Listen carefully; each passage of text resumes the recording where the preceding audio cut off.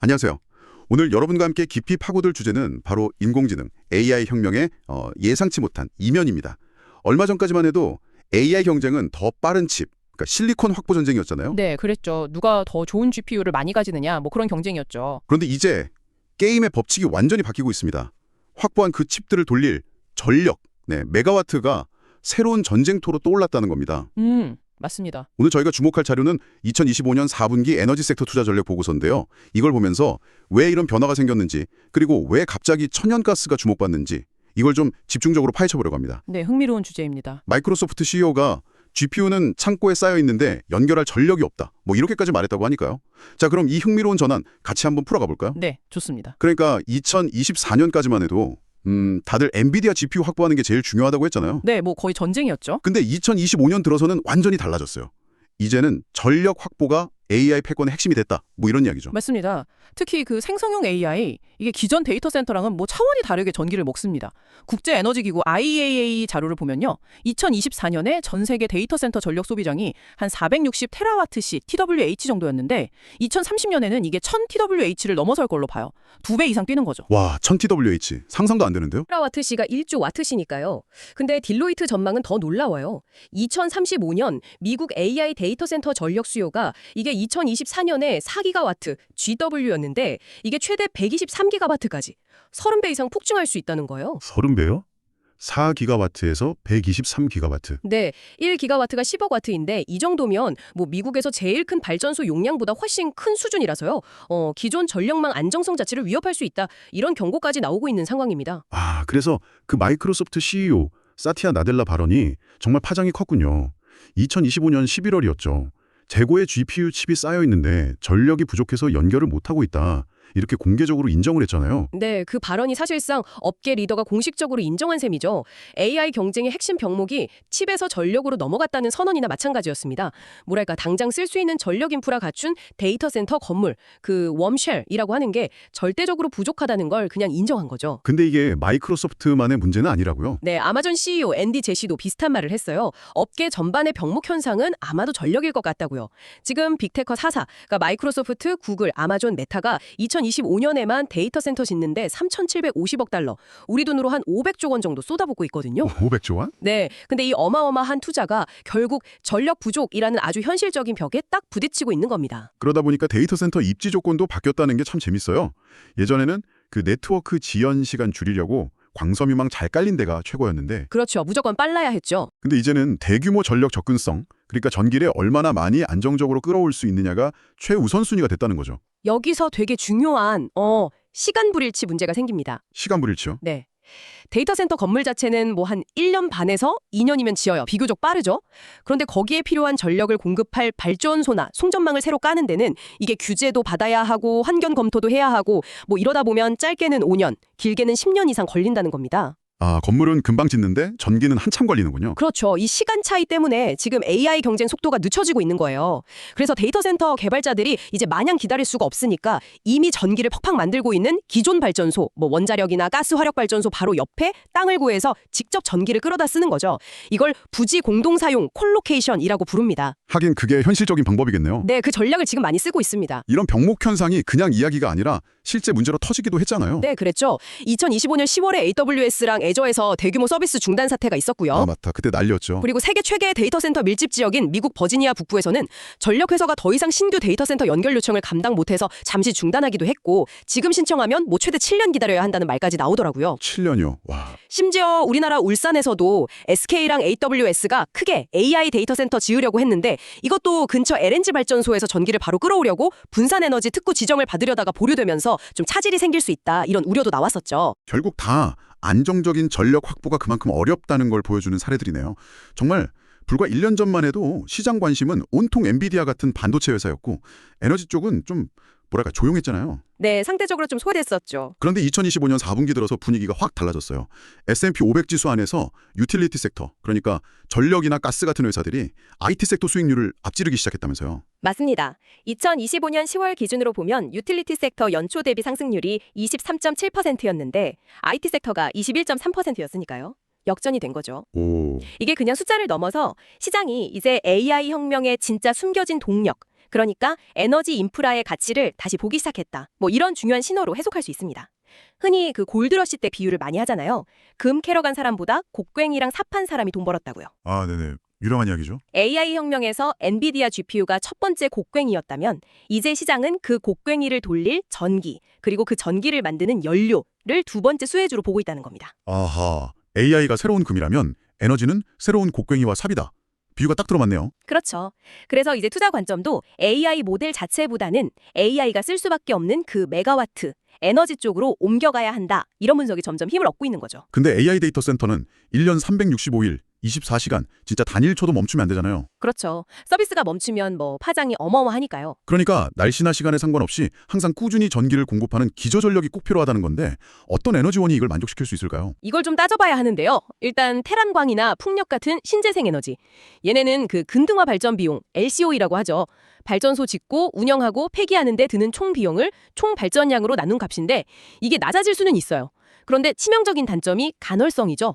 해가 안 뜨거나 바람 안 불면 발전을 못 하잖아요. 그렇죠. 밤에는 태양광은 안 되고. 네, 실제 1년 가동률을 보면 원자력은 92% 넘고 가스 복합화력도 56% 넘는데 태양광은 한 25%, 풍력은 35% 정도밖에 안 돼요. 차이가 꽤 크네요. 네, 그래서 24시간 안정적으로 돌리려면 에너지 저장 장치, ESS, 그러니까 큰 배터리가 꼭 필요한데 이 비용까지 합치면 오히려 가스 발전보다 훨씬 비싸져요.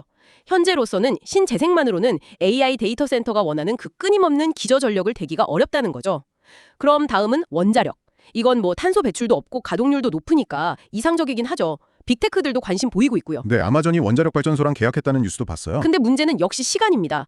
그 차세대 기술로 주목받는 소형 모듈 원자로 SMR 있잖아요. 이건 아직 개발 중이고 상업적으로 쓰려면 빨라야 2020년대 초중반은 돼야 할 거예요. 그렇다고 기존의 큰 원전을 새로 짓는 건 뭐 안전 문제도 있고 돈도 엄청 들고 짓는 데만 10년 넘게 걸리니까 당장 2025년에서 2030년 사이에 폭발적으로 늘어날 AI 전력 수요를 맞추기에는 현실적으로 좀 어렵습니다. 그러니까 장기적으로는 몰라도 단기적인 해법은 아니다. 그렇죠. 지금 당장은 어렵다는 거죠. 결국 신재생의 간헐성, 원자력의 시간 지연 문제, 이걸 다 피하면서 당장 필요한 대규모 기저전력을 안정적으로 공급할 수 있는 현실적인 대안으로 그래서 천연가스가 떠오르는 거군요. 그렇습니다. 천연가스는 이미 미국 전체 발전량의 42%, 2023년 기준으로 차지하는 최대 에너지원이고요. 석탄보다는 훨씬 깨끗해요. 이산화탄소 배출이 한 60% 정도 적으니까요. 그리고 가장 중요한 건 신뢰성 있는 기저전력 공급이 가능하면서도 원자력이나 큰 신재생 단지 짓는 것보다 훨씬 빨리 한 3년에서 5년이면 발전소 짓고 돌릴 수 있다는 점입니다. 아, 건설 기간이 확실히 짧군요. 네. 그래서 IEA도 2030년까지 늘어나는 데이터 센터 전력 수요의 상당 부분을 특히 미국에서는 새로 늘어나는 수요의 가장 큰 부분을 천연가스가 맡게 될 거라고 보고 있습니다. 약 130TWh 추가. 천연가스는 또 저장이나 운송도 비교적 쉽지 않나요? 맞아요. 미국 안에서는 파이프라인으로 쭉 연결돼서 공급되고요. 또 이걸 영하 161.4도 아래로 확 냉각시키면 액체가 되거든요. 이게 액화 천연가스 LNG인데 부피가 600분의 1로 줄어들어요. 600분의 1이요? 네, 그럼 이걸 배에 실어서 전 세계 어디든 대량으로 실어 나를 수 있고 큰 탱크에 저장했다가 필요할 때 꺼내 쓸 수 있는 거죠. 이게 전력망이 좀 약한 지역에도 AI 데이터 센터를 지을 수 있게 해주는 굉장히 중요한 요소가 됩니다. 근데 여기서 좀 궁금한 게 빅테크 기업들 ESG 경영한다고 엄청 강조했잖아요. 뭐 2030년까지 탄소 중립하겠다 이랬는데 갑자기 천연가스 사용을 늘리는 건 좀 충돌하는 거 아닌가요? 그게 지금 빅테크들이 딱 부딪힌 딜레마입니다. 장기적인 ESG 목표랑 단기적으로 AI 경쟁에서 살아남아야 하는 현실 사이에서 어려운 선택을 해야 하는 거죠. 하긴. 사티아 나델라가 GPU 쌓여있다고 말한 건 결국 지금 당장은 AI 인프라 빨리 늘려서 경쟁에서 앞서 나가는 게 ESG 목표 달성보다 더 급한 문제가 될 수밖에 없다. 이런 현실을 인정한 거라고 봐야겠죠. 현실적인 고민이 깊겠네요. 네. 그래서 그 AI 인프라 기업 중에 크루소라는 곳이 있는데 여기는 일단 천연가스로 AI 시설 돌리고 나중에 원자력으로 바꾸겠다 이런 계획을 발표하기도 했어요. 이것도 뭐 현실적인 타협의 한 예라고 볼 수 있겠죠. 앞에서 LNG, 액화 천연가스 이야기가 나왔는데 이게 천연가스를 아주 차갑게 얼여서 부피를 확 줄인 거잖아요. 네, 맞습니다. 영하 161.4도 이하로요. 그래서 파이프라인 없어도 배로 실어 나르고 저장할 수 있다. 저장과 이동이 쉬운 저렴한 에너지원. 이게 AI 데이터 센터가 딱 원하는 조건에 잘 맞는 것 같네요. 네, 그렇죠. LNG 수요가 원래는 유럽의 에너지 안보 문제나 아시아의 청정에너지 전환 때문에 늘어왔는데 여기에 2025년부터 AI 데이터 센터라는 아주 강력한 새 수요처가 딱 등장한 겁니다. 그래서 IEA 예측을 보면 2030년까지 미국이랑 카타르가 중심이 돼서 LNG 수출 설비를 어마어마하게 늘릴 거라고 해요. 수요가 느니까 공급도 따라가는 거죠. 아, 그러고 보니 SK텔레콤이 베트남에 짓는다는 AIDC, 그 AI 데이터 센터 프로젝트가 딱 이런 경우네요. 네, 아주 좋은 사례죠. SKT가 베트남 현지에 아예 자체 LNG 발전소를 지어서 거기서 만든 전기를 자기들 AI 데이터 센터에 바로 공급하겠다. 이런 계획이잖아요. 있고 또 기업들이 단순히 데이터 센터만 짓는 게 아니라 아예 에너지 사업까지 같이 묶어서 생각하고 있다는 걸 보여주는 것 같아요. AI랑 LNG가 그냥 한 세트가 된 느낌. 그렇죠. 왕년이 통합적으로 접근하는 거죠. 여기서 한 발 더 나가면 더 재밌는 시너지도 기대해 볼 수 있어요. 어떤 거죠? 바로 LNG 냉열 활용입니다. 그 차가운 액체 LNG를 다시 기체로 만들 때 엄청난 냉기가 나오거든요. 영하 161.4도짜리 냉기요. 네. 이걸 그냥 버리는 게 아니라 데이터 센터 냉각에 쓰는 거예요. 데이터 센터가 전기 쓰는 것 중에 상당 부분, 적게는 7%에서 많게는 30% 넘게 서버시키는 데 쓰거든요. 열이 많이 나니까요. 네, 근데 이 LNG 냉열을 이용하면 냉각 비용을 확 줄일 수 있는 거죠. 이게 뭘 의미하냐면 앞으로 LNG 터미널 자체가 AI 데이터 센터 짓기에 아주 좋은 최적의 입지가 될 수 있다는 거예요. 와, 그럼 LNG 터미널 가진 회사들은 가치가 더 올라가겠는데요? 그렇죠. 예를 들어 미국의 쉐니에르 에너지 같이 큰 LNG 터미널 자산을 가진 기업들한테는 이게 새로운 성장 동력이 될 수 있는 거죠. 자, 그럼 이 큰 변화 속에서 어떤 기업들이 좀 주목받고 있는지 구체적인 사례를 좀 들어볼까요? 뭐 다 볼 수는 없겠지만 가치 사슬별로 좀 흥미로운 것들이 있다고요? 네, 예를 들어 발전, 그러니까 다운스트림 쪽에서는 텔렌에너지 같은 회사가 있어요. 이 회사는 기존 발전소, 특히 원자력 발전소 부지 안에 데이터 센터를 유치하는 콜로케이션 전략을 씁니다. 이미 아마존하고 큰 규모로 전력 구매 계약을 맺었고요. 이러면 전력망 연결 기다릴 필요 없이 바로 안정적인 전기를 쓸 수 있다는 장점이 있죠. 발전소 바로 옆이니까요. 아, 그 시간 불일치 문제를 해결하는 거군요. 그럼 운송이나 공급 쪽 미드스트림은요? 텍사스의 에너지 트랜스퍼 같은 회사는 대규모 AI 캠퍼스가 들어설 예정인 지역에 천연가스를 직접 공급하는 새 파이프라인을 짓기로 계약했어요. 이건 뭐랄까 가스 나오는 곳이랑 AI 쓰는 곳을 바로 연결하는 에너지 고속도로를 만들고 통행료를 받는 사업인 셈이죠. AI 데이터 센터라는 새로운 큰 손님한테 바로 연결되는 길을 까는 전략입니다. 확실한 수요처를 확보하는 거네요. LNG 수출 쪽은 역시 아까 말씀하신 쉐니에르 에너지가 대표적이겠고요. 네, 맞습니다. 미국 최대 LNG 수출 기업인데 월스트리트에서도 데이터 센터발 전력 수요 증가에 직접적인 수혜주로 꼽으면서 목표 주가를 올리고 있어요. 아까 말한 그 냉열 활용 잠재력까지 생각하면 더 주목받고 있죠. 근데 놀랍게도 이게 우리나라 기업들한테도 기회가 되고 있다면서요? 네, 그렇습니다. 기자재 쪽에서 두산 에너빌리티가 자체 개발한 큰 가스터빈 있잖아요. 이걸 미국 빅테크 기업의 AI 데이터 센터용 비상발전기로 처음 수출하는 성과를 냈어요. 오, 정말요? 네, 미국의 심각한 전력난이 어떻게 보면 우리 기업의 기술력을 알리고 새 시장을 여는 기회가 된 거죠. 와, 대단하네요. 그리고 또 SK그룹 같은 경우는 SK하이닉스가 만드는 HBM 같은 AI 반도체부터 시작해서 SK이노베이션이 하는 LNG 도입이나 발전, SK텔레콤의 데이터 센터 운영 노하우, 또 SK엔무브의 그 차세대 냉각 기술까지 그룹 전체가 AI랑 에너지를 다 묶어서 통합 솔루션을 제공할 수 있는 역량이 있다. 이런 평가를 받아요. 아까 말한 그 베트남 AIDC 프로젝트가 딱 그런 걸 보여주는 사례고요. 듣고 보니 SK가 정말 수직 계열화가 잘 되어 있네요. 자, 2025년에 이렇게 전력 병목 현상이 확인됐는데 이게 2026년에는 더 심해질 거라는 전망이 많더라고요. 빅테크들이 투자를 더 늘린다고 하니까요. 맞습니다. 아마존, 구글, 마이크로소프트 전부 다 2026년에도 AI 투자를 올해보다 더 늘리거나 아니면 더 빠르게 늘릴 거라고 했거든요. IEA가 이미 경고했어요. 2026년이면 AI, 데이터 센터, 암호화폐 채굴 이걸 다 합친 전 세계 전력 소비량이 2022년에 2배가 넘어서 1000TWh를 넘어설 수 있다고요. 이게 어느 정도냐면 일본 전체가 1년 동안 쓰는 총 전력량이랑 맞먹는 양입니다. 일본 전체 전력량이요? 와, 그럼 2025년은 그냥 시작에 불과했을 수도 있겠네요. 그렇죠. 2026년에 더 큰 수요 폭발이 올 수 있다는 거죠. 그 전조일 수 있습니다. 그런데 공급 쪽에서도 2026년에 중요한 변화가 있다면서요?